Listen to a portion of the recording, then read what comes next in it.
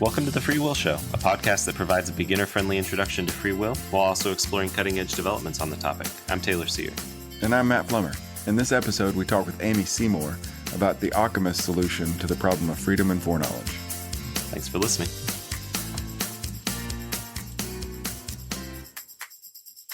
I'm happy to introduce Amy Seymour, who's Assistant Professor of Philosophy at Fordham University.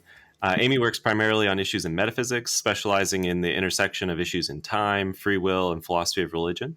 She's written about epistemic and agential puzzles related to our and God's relationship to time, including metaphysical requirements for future free action, cross-time relations, and perhaps of particular interest today, the constraints our temporal theorizing will have on what's knowable, even for an omniscient being. She's also working on a book for the Cambridge Elements series on the problem of sin and suffering. And we're excited to have her on the podcast today, not only because she can help us to explore the Ockhamist view of freedom and foreknowledge in more detail than we've been able to on the podcast so far, but also because she'll introduce some ideas from her work on the Metaphysics of Time that will be relevant for this and other discussions this season on freedom and foreknowledge. So welcome to the show, Amy. Can you start by telling us a bit about yourself, your work, and how you came to be interested in working on free will? Thank you so much for having me. So the most important fact about me right now is how delighted I am to be here. So thank you so much for having me. I think this is a great podcast, and it has quite a few of my own philosophical heroes on here. So it's a real treat. In terms of how I got interested in issues related to free will, I think like a lot of children, I think children are often quite philosophical in nature. So we think about, when we're kids, a lot of philosophical questions, but not under that description. Like, what if this is just a really long nap and none of this has happened? What if everybody else in me is a robot? These kinds of things. Yeah. And I have a very distinct memory being about 4 years old and playing with little play school people in a play school dollhouse. And I was raised in a religious household. I am religious. And I remember thinking to myself, what if God is just moving us around? Like, I'm moving around these play school dollhouse people. Like, that's the sort of thing that's happening. Not realizing at the time that this is a big issue in free will. These kinds of questions I've always been, not always, I suppose, as long as I can remember, right, been thinking about these kinds of issues. And so once you start getting older, I think a lot of us don't think about these philosophical issues as much, or at least under that description. I was still the kid, in English class when they ask, would Macbeth have tried to become king if he hadn't had the prophecy? I was getting real into it in a way maybe people who don't work on freedom and foreknowledge don't.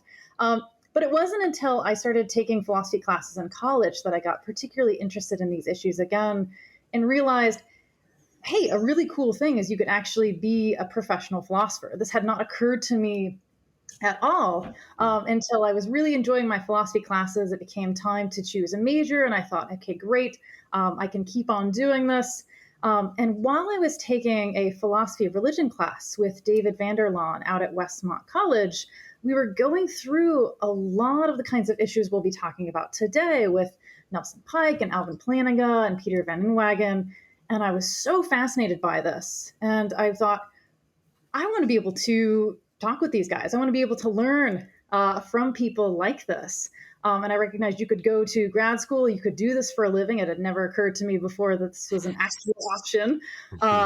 So I was lucky enough to be able to do exactly those things. And on my way, I was able to have the absolute delight of working with Alicia Finch at Northern Illinois University, taking metaphysics and free will classes from her, and then getting to go to Notre Dame and taking metaphysics classes with Peter Van Inwagen and Michael Ray, and having really great discussions with them as well.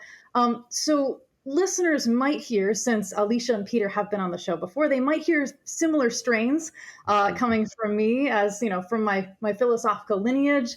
And I've been with philosophers who are gracious enough to let me disagree with them as well as with them as well. So while I'm from that philosophical family, there are quite a few places where I'm sure both Alicia and Peter and Mike and all of them have held their head in their hands and said, "Oh no," philosophical way. So I think that's sort of the long and short of a lot of my interest here. Very cool. Mm-hmm. Well, longtime listeners of this podcast will have heard the name Ockhamism several times, both in connection with logical fatalism and in connection with divine foreknowledge. The view gets its name from William of Ockham, an early 14th century philosopher and theologian who argued that divine foreknowledge is not incompatible with human free will. Could you give a brief summary of the Ockhamist's response to the problem of freedom and foreknowledge? Absolutely. So one important thing I want to note off the bat is that I am a contemporary metaphysician and not a historian of philosophy. So while I'll have some expertise discussing the view labeled Ockhamism, I won't be able to speak to whether or not our use of Ockham's name is going to be historically accurate. The contemporary debate really gets started thanks to a paper in 1965 by Nelson Pike titled Divine Omniscience and Voluntary Action. And that's where I'm going to start as well. Before I'll get into the nitty-gritty of the view and how it responds to some classic fatalist arguments, I think it's important to give and motivate a really important distinction that the Ockhamist uses. So the Ockhamist thinks that there's an important distinction between types of facts. So there are different kinds of facts about particular times. And spoiler alert, this distinction will give us a reason to reject certain transfer of necessity principles that come up in classic fatalist arguments. I'll give those details in a bit, but for now, longtime listeners will be well versed in these fatalist puzzles. So now you know where we're going. And so I'll motivate this kind of distinction. So here it is. Ockhamists want to start somewhere really deeply intuitive, and that's that not all facts are created equal. They think that there are some facts that are about particular times, and there are other facts that, while they're true at a particular time, they're not really about that time. They're not especially about that time in the right sort of way. I'll talk more about this distinction. This is a distinction between hard facts, those facts about a time, and soft facts that are relational in important respects and not about that time. The distinction is a bit tricky because there's not deep-seated consensus about how it goes, the particulars that are required for it. But it's similar to another distinction that metaphysicians are typically quite comfortable with when they think about individuals, objects, and events and the properties that they have. So I'll talk for a little bit about what are called intrinsic properties and then relate those intrinsic properties analogously to this hard and soft fact distinction. So for this part of the podcast, I'll need a volunteer. Matt, are you okay being used? Sure. Okay, so we won't reduce down Matt's ontological status to just being an object, but it's helpful for our particular purposes. I appreciate that. Yeah. Perfect. So let's think about the properties that Matt has. There are a lot of properties that he has. Some of these properties are specifically about him, in and of himself. So these are properties like his height at this particular time, the particular shape that he has. So David Lewis would describe him as being shaped in a bent way since he's currently sitting. These are facts that are about Matt in and of himself. So we were, if we wanted to label all the things that are only supposed to be about him. But Matt has a whole lot of other properties aside from just these particular individual properties that are intrinsic to him, just about himself. One that I'm particularly interested right now is that Matt has the property of being a podcast host with Taylor. So he's got this relational property, and that particular property that Matt has is not just about Matt. It involves Taylor. It involves their podcast. It involves a whole lot of other things besides. And because it's involving these kinds of things that point outside or point beyond Matt, these are called extrinsic properties. These are things that are outside of just things that are concerned with Matt. So that's the general distinction that seems pretty intuitive for a lot of the metaphysical literature in terms of properties. The hard-soft fact distinction that the Ockhamist wants to use is analogous to this kind of distinction here. So take these sort of aboutness ideas for intrinsic properties and apply those to hard facts. A hard fact is supposed to be a fact that is just about that particular time in question. So pick a particular time now for the podcast. It'll be hard to isolate down, but we're philosophers. We can select an arbitrary one. So we'll take our temporal snapshot and we say, okay, there are particular facts about this time, where all of us are seated, what we're doing, what we're talking about at this particular time. These are all facts that are hard facts. They're about the particular time in question. But those aren't the only facts that are true now at this particular time. There are other facts that make reference to other times. They point beyond the particular time in question. So beliefs about other times are great examples of these kinds of facts which point beyond the time that we have now.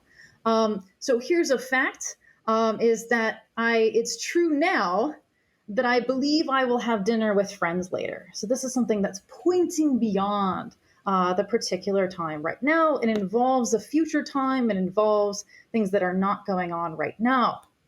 So those kinds of facts, these ones that point beyond, are analogous to these extrinsic properties. These are the soft facts. These are the things that are not to do just with the particular time in question.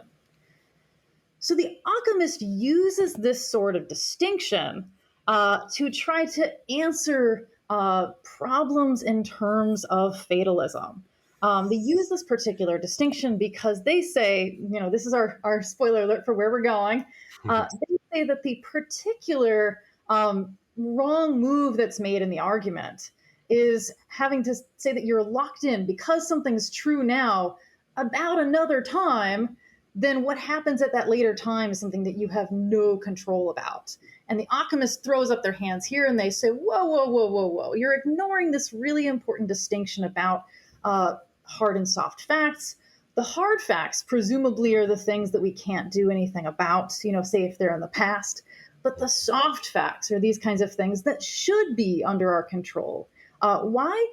Intuitively, because they involve other agents or they involve other times. So why on earth should everything about them be locked in an inappropriate way earlier on? So let's think about this distinction in terms of a logical or theologically fatalist puzzle here. And since, I won't be the first guest who has wished for a whiteboard, this is the joy and the pain of a podcast is not being able to put up, thoroughly technical things. So what I'm going to do is I'm going to give a very intuitive gloss of the argument first, and then I'll take us through the deeper nitty-gritty of the arguments. And I've particularly picked, there's a lot of different versions of this argument. I've picked one that I'm hopeful is easier to follow, but this will apply for more formalized versions of the argument as well. Yeah, good. So here, I don't want to reinvent the wheel. I want to quote directly from Alicia Finch when she talks about logical and theological fatalism, just to give us, as she puts it, the pith of the argument for logical fatalism. So she says, every proposition is either true or false. Suppose that the proposition is true. If this proposition is ever true, it's always true. And if this proposition is always true, there is never a time in which it is up to S whether it's true or false. Indeed, if this proposition is always true, it is true long before S comes into existence, and hence long before S is able to do anything at all. But if there's never a time in which it is up to S whether it is true or false, S does not freely perform A at T. Since this point generalizes to any agent, any act in any time, free action is going to be impossible. So that's the sort of standard gloss for a standard logically fatalist argument. Divine foreknowledge puzzles crank up the problem a little bit more because they're introducing an agent which is infallible.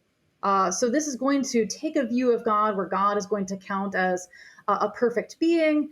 And some of the properties of this perfect being are going to include things like omniscience and omnipotence. So you're going to, you'll know everything that it's possible to know. You'll have all the power that it's possible to have, these sorts of things. In an agent with omniscience is really going to either generate or heighten the problem, depending on what view you have about types of fatalist puzzles. So think about what omniscience requires. So omniscience, difficult also to define this one, but here's an intuitive gloss. It's knowing everything that can be known. And so what can be known? Here's a common assumption. And this is a common assumption that, spoiler alert, some of us, including me, will ultimately disagree with. But here's the common assumption, and it seems really intuitive at first. What has taken place, what is taking place, and what will take place are all things that can be known. That's the assumption. And so this is the assumption that's actually in the background in the contemporary debate about Ockamism as it restarts in the 1960s. And it's kept on going, but between the 60s and the 80s particularly, there's a lot of back and forth about this particular argument. In the back and forth about this particular argument, this was the common assumption in play. So think about various facts. Say if it's true now that Sally goes to the store in 2050, then Sally goes to the store in 2050. So Sally's going to the store is a logical consequence of that statement's truth. If Sally's going to be free with respect to her going to the store in 2050, it somehow must be up to her to make it so that the proposition could be false, this rendering false idea that we've had before on the podcast here. So Nelson Pike, who's bringing this problem again to the fore in 1965, is aiming to show that if there's an omniscient divine being, no human could have this power. So if Pike is right, the theist is caught between a rock and a hard place. They either need to drop their theistic view that they presumably want, that God knows everything that can be known, or they've got to drop a view that they have about the ability for any agent to be free. They've got to drop at least one of those two, at least according to this version of the fatalist puzzle. So let's think about a more formal version of the argument now. And I'll have this for us in 5 premises. So premise 1, God knows in advance, we'll label this time T1, that we will have this podcast interview at, say, T2. And the reasons here for this premise are that this omniscience assumption that I just talked about, coupled with this future truth assumption, that if something in the future is true, it's always been true. So those things are generating that first premise. Now we've got our second premise. If God knows at T1 that we will have this podcast interview at T2, then it must be the case that we'll have this podcast interview at T2. The reason behind this one is that knowledge is factive. That is, knowledge requires truth. You can't know something that's false. From here, we move to premise 3. If it must be the case that we will have this podcast interview at T2, then it isn't possible for us to refrain from now having this podcast interview at T2. And the reasoning behind this is a sort of transfer of necessity principles. We have no power over what must be the case. And if it already must be, it's going to push through any sort of conditional here. Now we get to our fourth premise.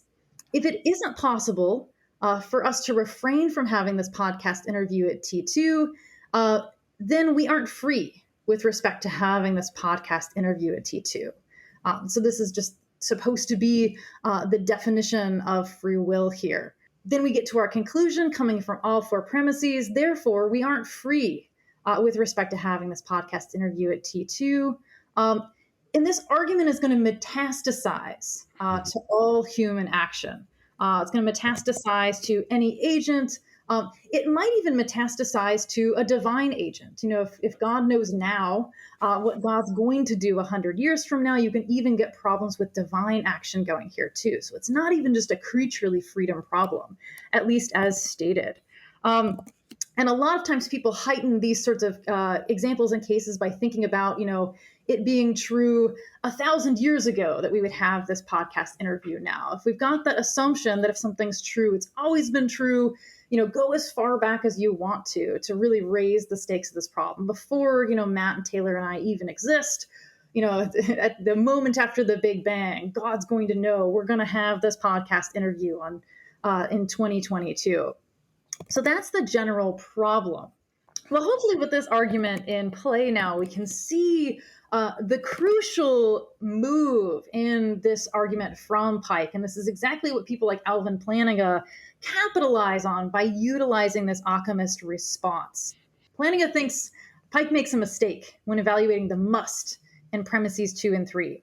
So there are weak and strong readings here. So as a reminder, those key premises are, if God knows at T1 that we'll have a podcast interview at T2, then it must be the case that we'll have this interview at T2.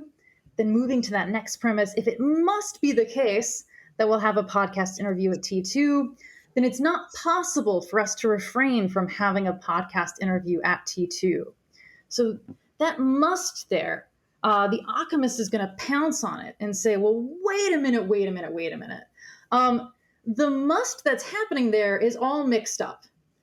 Pike and people who want to push fatalist problems here are reading that must as like logical necessitation. And then we transfer that lack of freedom through and then get into huge problems.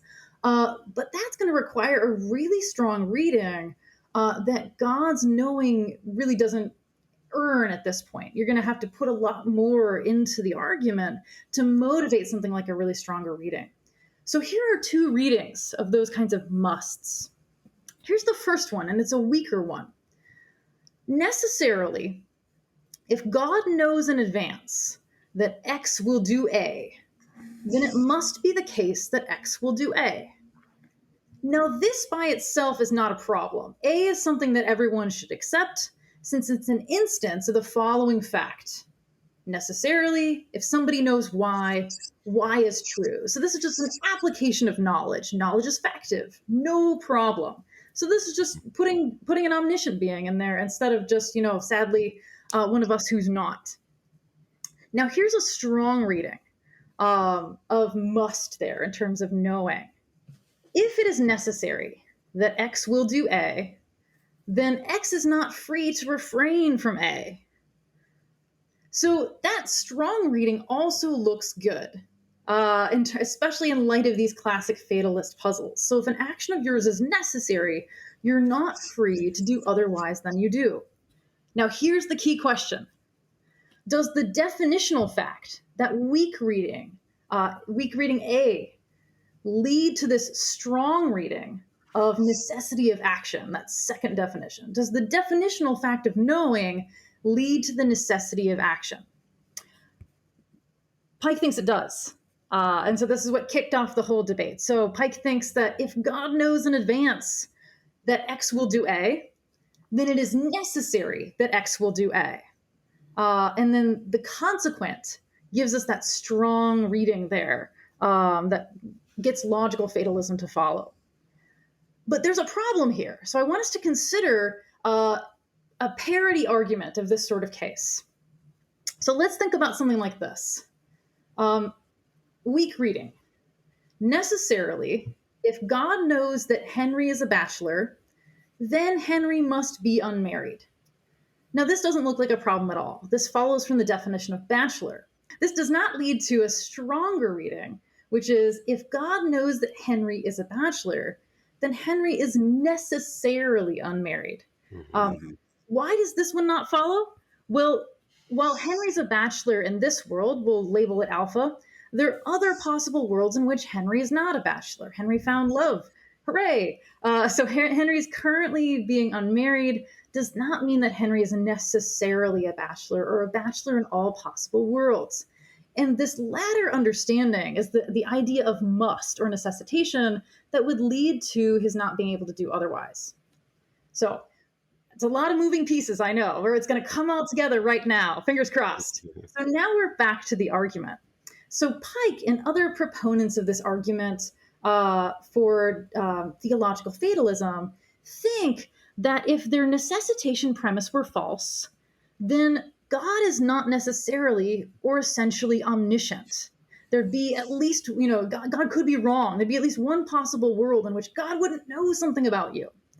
But that doesn't necessarily follow. And here's where the Ockhamist says, well, look, things that have to be settled, things that have to be locked in are these hard facts. It would be really bad if there were a fact about what's going on at a particular time right now that God just didn't know. Like, then we'd think, okay, there's a being which isn't omniscient. But we have these facts that point beyond the original time in question. The Ockhamist thinks that we're not locked in the way that we might have thought. So think about our having a podcast interview right now at T2. Suppose we didn't. It would be a worse world for me. I'd be bummed out. But suppose that this didn't happen.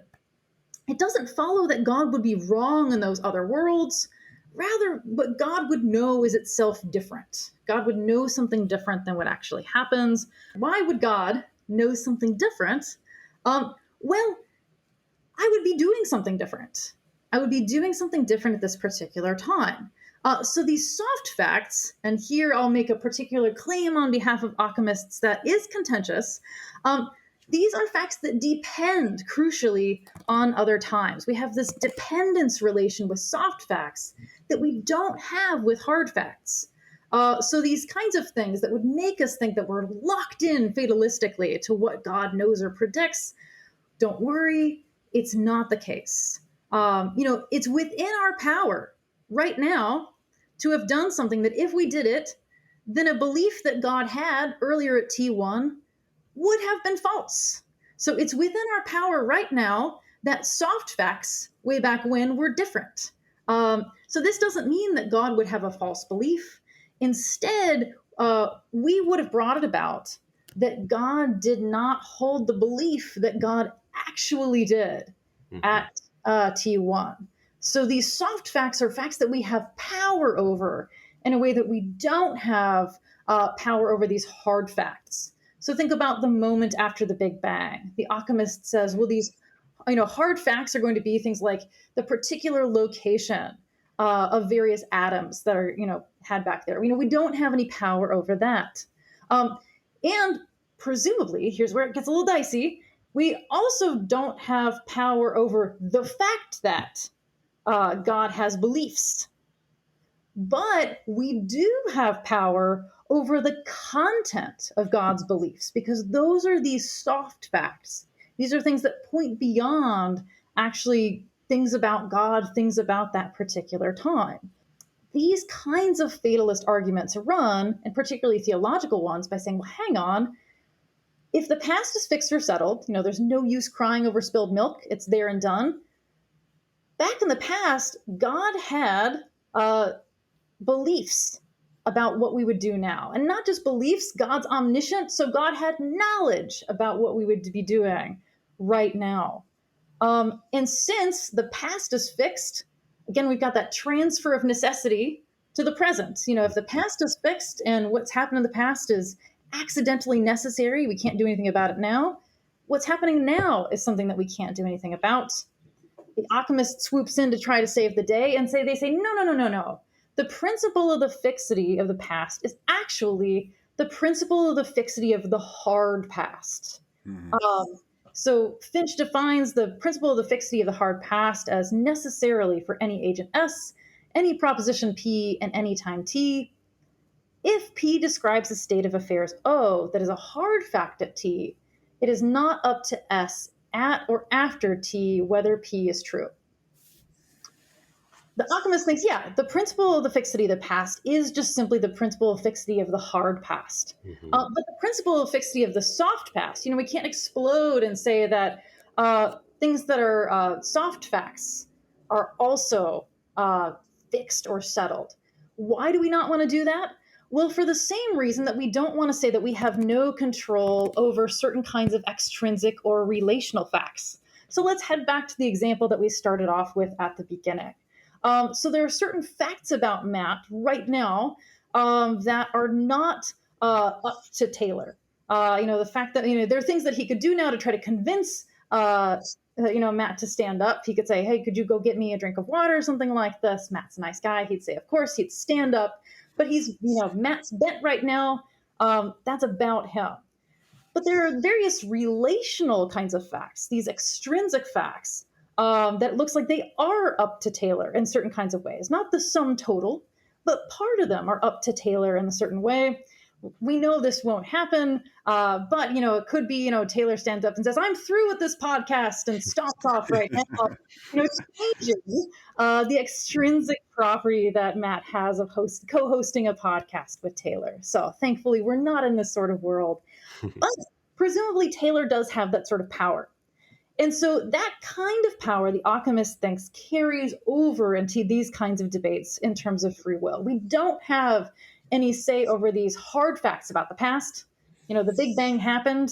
Nothing we can do about that now, which is probably a good thing. These facts about what God believes we will do now and later, those are things that are up to us. And if we had decided to do something different, God would have believed something entirely different the entire time. So that's I was going to say the long and short of it, but probably the long of it. That was great, though. I like especially the way you reviewed the kind of the Pike style argument for incompatibilism here. That was helpful. If I could ask a follow-up question about soft facts, as you mentioned, right, the Ockhamist really relies on that distinction, but it's also kind of hard to see what it is for something to be a soft fact. You characterized it in terms of this kind of extrinsicness, but I was wondering if you could say a little bit more about that or other potential criteria, and whether ultimately those are going to be satisfying. Good. I think this is exactly the question to ask. And it's a question that honestly I have struggled with quite a bit, because this softness, I think it's an intuitive kind of distinction, but I found it quite difficult to be able to give something much more formalized that would be able to give the Ockhamist exactly what she wants here. So here I should actually admit to everyone, surprise, I'm a Trojan horse of a guest, and I'm presenting the Ockhamist view, but I don't actually think that it works. So this is, you have to beware of philosophers bearing gifts in terms of to soften the blow a little bit. This is the kind of distinction that I spent some time really trying to figure out if I thought it was workable, because it was very important to me as a theist that God know everything that can be known. And it was also very important to me theologically that humans have free will.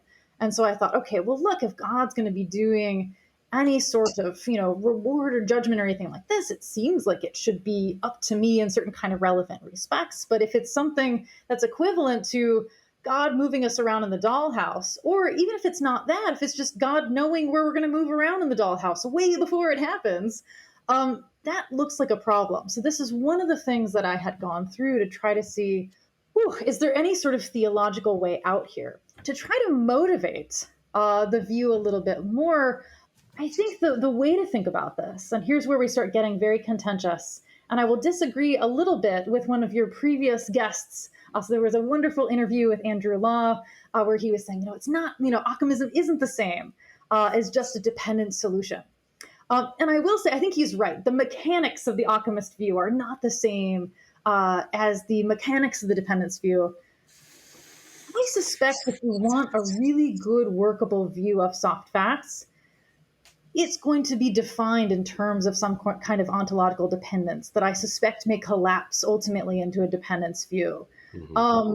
I think that these soft facts presumably are the kinds of things that depend on other sorts of times. That's the reason that you're not supposed to get locked in terms of them. So if it was true 100 years ago that we were having the podcast now, the way to take the fatalist edge off of things is to make sure, stronger than the fatalist edge, the way to block fatalism here is to make sure that the truth of our having this podcast interview now was due to us and our choices, or something within our agent causal power. Or I'll put a gloss for event causal people here, fill in the blank as it needs to be filled in here, but something about us and relevant agential power applies here. And so it's going to depend on us rather than depending on the past. And so one of the tricky bits of this is that this is not a view that's meant to be simply in terms of, say, backward causation. And a backward causation response is going to be particularly tricky for this kind of view, just because it being true in the past with God's knowing is meant to push us into this forward-looking only sort of situation. It's going to be true way back then. That's going to lock us in, or supposed to lock us into exactly what's happening now. And so the million-dollar question for the Ockhamist is, what is this kind of dependence relation that gives you the softness of the soft facts? Because presumably you can get these cases where truths point beyond the particular time in question. But what is it that's doing the pointing beyond? We can try to motivate this kind of view in terms of other things that we think aren't necessarily made true at a time or accounted for the truth at a time. So think about mathematical facts. It's always going to be the case that 2 + 2 is identical to 4. That's not, when we talk about this truth, we in some sense point beyond the present time or the time in question. But those particular facts are necessary. Those particular kinds of mathematical facts are necessary. Crud. Soft facts, if we say that the soft facts are necessary, oh no, we're right back into exactly where the fatalist wants us, as they say, yay, yes, I told you that. I think the fatalist is wrong. And I do think that these kinds of things that are labeled soft facts are different. And then so the million-dollar question is how they're different. The Ockhamist thinks that not all dependence relations are made equal. So if we're going to point beyond the particular time in question with these soft facts that involve things that we ourselves have control over, we've got to point beyond to something that we do have control over, whether that is a future time or whether that is, say, a counterfactual of creaturely freedom. The Molinist, this is another theological view, wants to say that there's something about your essence where God can take a look at that and know what you would do in certain situations. Maybe that's the kind of thing that could make it true that you're doing what you do now. Or going back to the answer in terms of a time, if all times exist ontologically equal to the way that the present one does now, if all past, present, and future objects just exist, well, 100 years ago, it was true that we're having the podcast now because, if we had our temporal telescope, we could take a look and say, oh, hey, look, there they are actually having that particular podcast interview right out there somewhen. So in these particular kinds of cases, I think that there are resources that the Ockhamist has to explain or try to start explaining what it is that they mean by soft facts. But when we use these kinds of resources, I think it's important to note that Ockhamism then, we want to think about it in terms of our ultimate cash value. What are we getting for what we're paying for the view? And I think that the Ockhamist will tell us something important about further kinds of distinctions or commitments that we need to make. But my opinionated take is that the debate doesn't stop just with the Ockhamist position. The Ockhamist position is a first move that will tell you, if you like the Ockhamist picture, if you like that kind of motivation, what kinds of answers you need to continue to give. Mm-hmm. Yeah. Cool. We've already talked about the fixity of the past needs to be refined. It's not just the fixity of the past, it's the fixity of the hard past. One might wonder, though, about whether certain parts of the hard past are really going to end up being fixed on this view. For example, in a paper called On Occam's Way Out, Alvin Plantinga imagined a case in which God wants for a certain colony of carpenter ants to survive in Paul's yard, which would not happen if Paul mows his yard on Saturday, since God knows in advance that Paul will not mow. He allows the ants to move into Paul's yard, but if God had foreknown instead that Paul would mow, then he would have prevented the ants from moving in. So now it seems that if Paul is free to mow on Saturday, he not only has power over God's beliefs, but he also has power over whether the ants moved into his yard earlier that week. What do you make of this kind of case? Do you think it's going to end up being a problem for Ockhamists?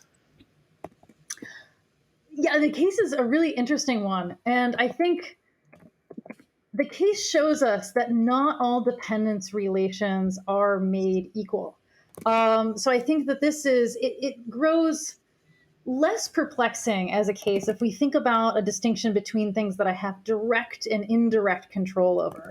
So this case sounds, I think, really menacing if we think about this in terms of my direct control, like it sounds odd to say that I would have direct control about whether or not the ants move into, sorry, whether Paul has any choice about whether or not the ants move into his yard. He doesn't have this direct control, but he does have indirect control. And indirect control is the sort of thing I think we typically tend to be more comfortable with. So there are lots of things that I can do now that have indirect control over various other things that happen. Whether or not I mail a check today has some direct or indirect, has some indirect control on what people in my apartment's management office do. These kinds of cases, and that doesn't seem to be particularly concerning, or at least I find that less concerning than the ordinary kind of case. Or think about it in terms of knowledge. If I just simply watch how somebody votes, you'll have indirect control over what I believe about how you voted. Say we vote by show of hands. If I watch you raise your hand to vote for a particular candidate, you've got indirect control over my beliefs. And then I can, once I have that knowledge, choose to act in various kinds of ways. So I think while it might seem initially concerning, once we apply this kind of distinction, I think it starts to look less menacing. Now, I think, again, it is the case that the billion-dollar question is, well, how do I have this kind of indirect control of whether or not the ants are there? And I think the answer we need to give is in terms of either what times exist and what people are doing at various times, or in terms of some sort of counterfactuals of creaturely freedom or these sorts of things. There are people who try to raise the stakes of the problem. Some people think that since God, as an infallible knower, sees these sorts of things, again, you're going to get locked in a particular sort of way. Yeah. Well, you just mentioned it might matter what times exist. So my next question is about that. So a different sort of challenge for the Ockhamist is about the metaphysics of time, in particular the ontology of time, which times exist. And in particular, Alicia Finch and Michael Ray have argued that Ockhamism is incompatible with Presentism, which is the view that only the present exists. Could you say a little bit about what Presentism is and why there's a worry about reconciling it with Ockhamism? Absolutely. So Presentism is the view that there are no non-present objects or events. So the only objects or events that exist are present objects. So if you think that truths have to be accounted for or supervene on being or what exists, you can only look to the present time for that. There's nothing outside of the present. Some people go even stronger and define presentism in terms of necessarily there are no non-present objects or events. So if you've got this view in play, the Ockhamist distinction looks really hard to use. Mm-hmm. And the reason why is that when we look, say, 1,000 years ago, God has some beliefs. These beliefs are not only true, they're knowledge, and they're infallible knowledge. So God infallibly knows that we're having a podcast interview today. We're not out there somewhen having this podcast interview. None of us exist yet. Presumably, here comes back the problem in full force. There's nothing about ourselves or our agent causal power that can account for or make true God's belief that we're having a podcast interview right now. There's nothing about us that can do it. So the grounds for the truth, or what accounts for the truth, looks like it's something outside of us. Once it's outside of us, whatever it is in terms of God's belief, some other kinds of modal facts, they're all things that we don't have agential control over. Here, the logical fatalist and the theological fatalist will want to declare victory again. They'll say, this is exactly what we've been telling you. It's a logical fact that you can't do other than you do. Check out this logical bit of knowledge that God has here. And then you're off to the races again. So this sort of, I hesitate to call it standard way out of fatalist arguments, but I consider it standard just in terms of my own philosophical training. Peter Van Inwagen has a really great general answer to fatalist puzzles in chapter 2 of an essay on free will. He talks about his decision to shave, and he says, well, what's accounting for the truth of him shaving is that he's out there shaving at that particular time. Now, I don't want to put words in Peter's mouth, since there's some temporal ontology that he's probably not going to endorse here. But one way in which Finch and Ray point out that you could make true or account for the truth of these kinds of statements is by this eternalist view. If all objects and events at all times exist, this hard soft fact distinction can be utilized to say, well, hey, look, these soft facts point beyond to just what's happening in the decisions of agents at other times. And that's going to be what's accounting for and making true that kind of view. Mm-hmm. Now, Finch and Ray point out that if you make this kind of answer, if you say, well, I want Ockamism and I want eternalism, Ockamism's not on its own giving you anything special. Eternalism's really giving you everything that you need. Ockamism just gives you some nice machinery to understand what's happening with the particular view in question. Finch and Ray think, though, as you pointed out, the presentist is in trouble because she doesn't have the ability to point to other times. They make a case that the kind of Molinist answer that I gestured towards doesn't work because they say, well, look, let's take a look at something that could make it true, say like an essence. Well, an essence isn't identical to you. An essence is, some sort of hexaity or group of set or class or group of properties that's going to say things about what would happen if these properties were exemplified. Mm-hmm. But that's not equivalent to you being exemplified and making certain kinds of decisions.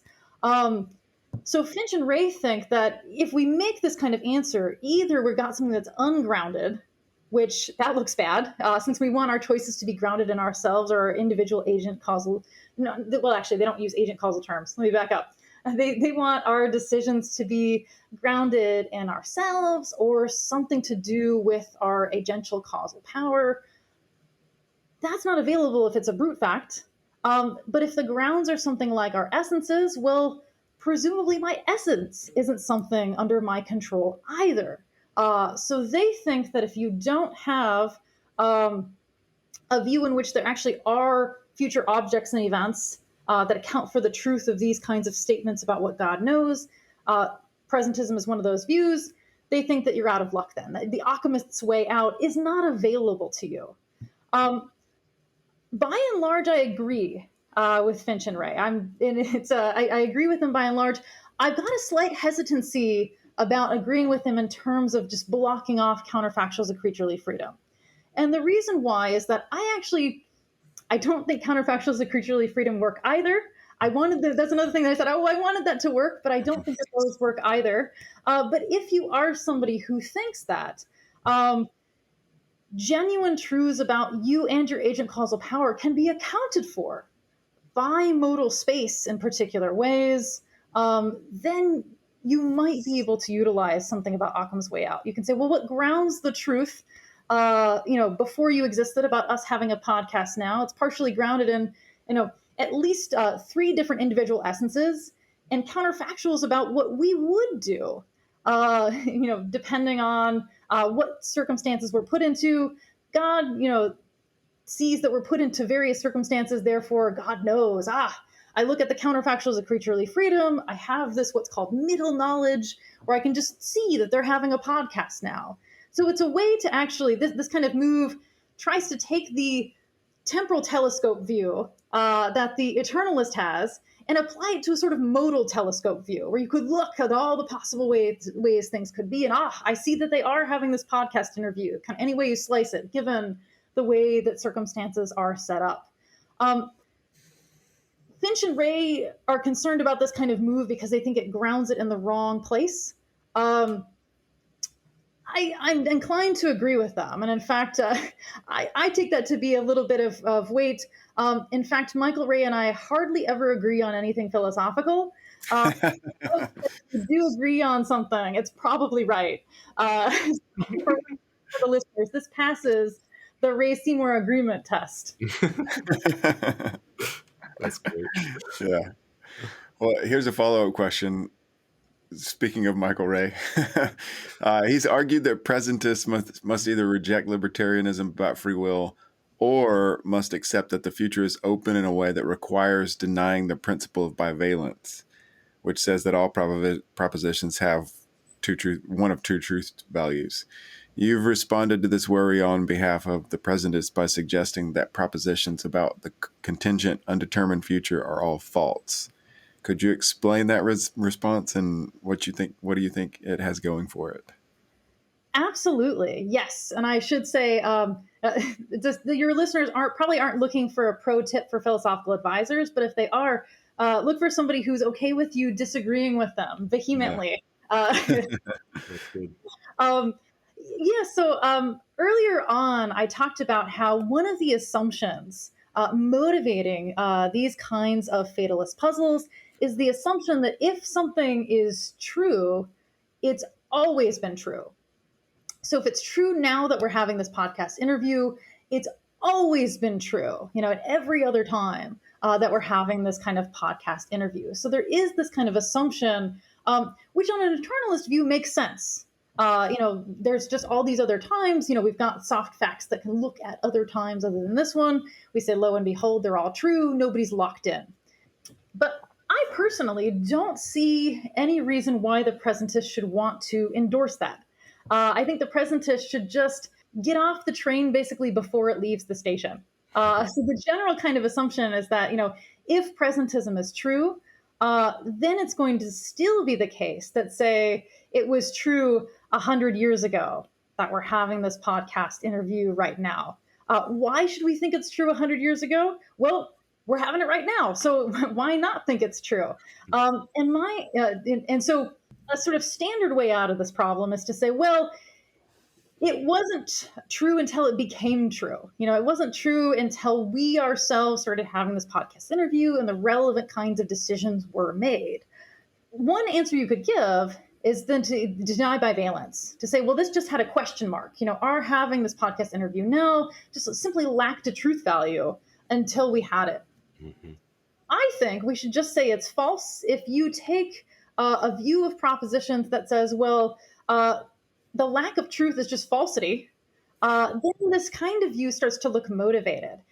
So Bertrand Russell very famously approached propositions this way. So if we say, true or false, the present king of France is bald. You might be inclined to give one of two answers. One might be just be like, question mark. That's the bivalence denial response. Right. The kind of response that I want to give, and this is a response that's been given by Arthur Pryor, Charles Sanders Peirce, Charles Hartshorne, Alan Rhoda, and Marcosian and others. So this kind of response that I want to give just says, well, let's say that falsity is simply a lack of truth. True or false, the present king of France is bald? False. There's no present king of France. So anytime there's presupposition failure, you give back a false. And the false is reality just doesn't look like that. Like, no, that's not what it is. Thumbs down. Similarly, with anything that's about the future, if it's not presently necessitated, that is, if it's what's called a future contingent, something that doesn't have to be the case, that's still metaphysically unsettled, still up to us or other agents, or maybe even just indeterministic processes or something like this, there's not going to be a truth about it. But since there's not a truth about it, there's presupposition failure. And then just thumbs down. We get a false back for these kinds of things. Now, for a long time, people thought that this kind of view was simply a non-starter.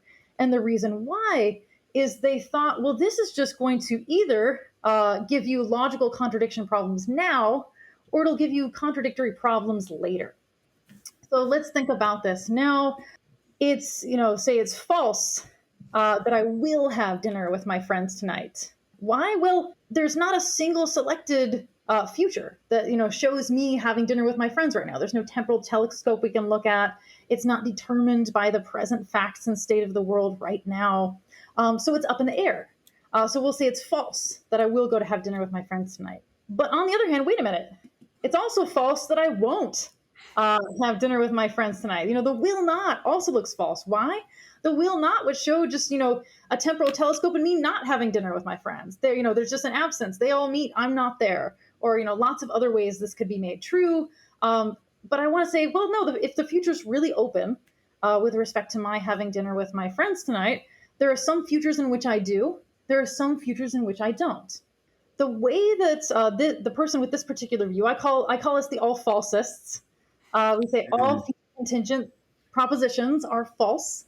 Mm-hmm. The way that the all falsist makes sense of this is we say, well, this kind of will, when we refer to the future, these future facts here, it's like a modal.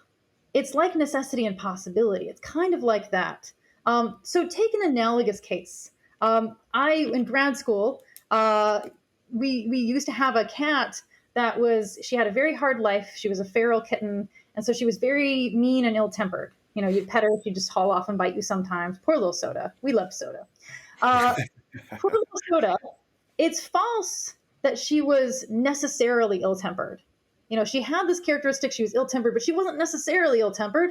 There are other possible worlds in which, she had a very good kittenhood and was like the sweetest animal that's ever lived. It's also demonstrably false that she necessarily wasn't ill-tempered. Why? Look back, 10 years ago, she's actively biting people. There she is. What's true is actually something else. The negation is on the outside of what are called these modal operators of necessary and possible here. So the truth in the neighborhood here is it's not the case that Soda was necessarily ill-tempered. It's not the case. Why? Well, she could have had a nice kittenhood. So when these kinds of what are called modal operators, like necessity, we can't push the negation in salva veritate, keeping the relevant truth value. The same, actually, the all falsist says with temporal operators. We can't push in salva veritate, our negations or things like this. So, we're not wandering around wildly contradicting ourselves. The only time that it's going to be true now that you will do something later is if it's presently necessitated. There's something about present facts making it true. If it's not presently necessitated, if it is a real, true future contingent proposition, then it's going to be false. One of the major sorts of objections that come to this view is to say, well, isn't this view just epistemically a huge problem at this point? At least if we think that bivalence doesn't hold, it's one thing to shrug. If you think about whether or not you're going to have dinner with your friends, it's another to say, I think it's false that I will have dinner with them. And then I get on the subway and go to, hey, how's it going? Yeah. I've been looking forward to this. There's something that seems initially a bit odd about this. Part of what the all falsist does is try to take the bite out of that. And myself and other people have argued that, well, bivalence denial doesn't look obviously better in terms of these kinds of predictive elements of things. And I actually think the key is to notice that if something is true, on this view, it's going to always be true. Once it's true, it's always going to be true. But if something is false, that doesn't mean it's always going to be false.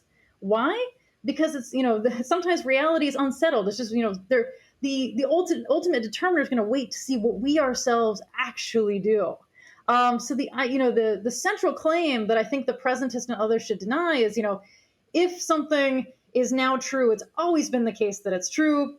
Once we deny this, we can start denying things like, if something is presently false, it's always going to be false.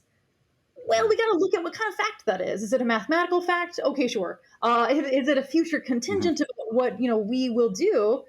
Well, no, that seems very changeable depending on what we will actually do. We've just got to wait and see what we're actually going to be doing here. So all of it depends on what's making something true or accounting for the truth of something. Where are those grounds? Those are three very different things to try to get at the same general concept here for as metaphysically robust or hands-off as you want to be about that. Mm-hmm. Well, thanks so much, Amy. This has been awesome. It's been a lot of fun talking. If listeners want to read some of your stuff and find you online, where can they go to follow your work? Thanks so much for having me. They can go to my website. That is amyseymour.com. Perfect. Yeah. Thanks again. In our next episode, we will discuss a position called Molinism, and our guest will be William Lane Craig, visiting scholar of philosophy at Talbot School of Theology and professor of philosophy at Houston Baptist University.